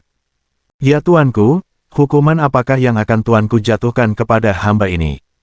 Karena engkau berjanji kepadaku akan membawa ibumu kemari, aku pun berjanji akan memberi hadiah uang 100 dinar, tapi karena kamu tidak bisa memenuhi janjimu, dapatlah engkau 100 kali pukulanku," kata Sultan. "Ya Tuanku, Syah Alam," kata Abu Nawas, "Patik berjanji dengan perempuan tua ini akan membagi 2 hadiah yang akan Tuanku berikan kepada hamba, tetapi karena sekarang hamba mendapat dera, hadiah itu juga harus dibagi 2, karena yang bersalah 2 orang, Patik terimalah hukuman itu, tetapi 50 seorang dengan perempuan tua ini." Dalam hati Sultan bergumam, jangankan dipukul 50 kali, dipukul sekali saja perempuan tua ini tidak akan mampu berdiri. Setelah itu Sultan memberi 50 dinar kepada perempuan tua itu sambil berpesan agar tidak cepat percaya kepada Abu Nawas bila lain kali menemuinya. Dengan sukacita diterimanya hadiah itu dan dipandangnya Abu Nawas. "Ya Tuanku Syah Alam, ampun beribu ampun, jika ibuku telah mendapat anugerah dari Paduka, tidak adil kiranya bila anaknya ini dilupakan begitu saja." Ya, terimalah pula bagianmu," ujar Baginda sambil tersenyum, "ini." Semua orang tertawa dalam hati. Setelah Abu Nawas bermohon diri pulang ke rumah. Demikian pula perempuan tua itu dan semua yang hadir di Balairung, dengan perasaan masing-masing.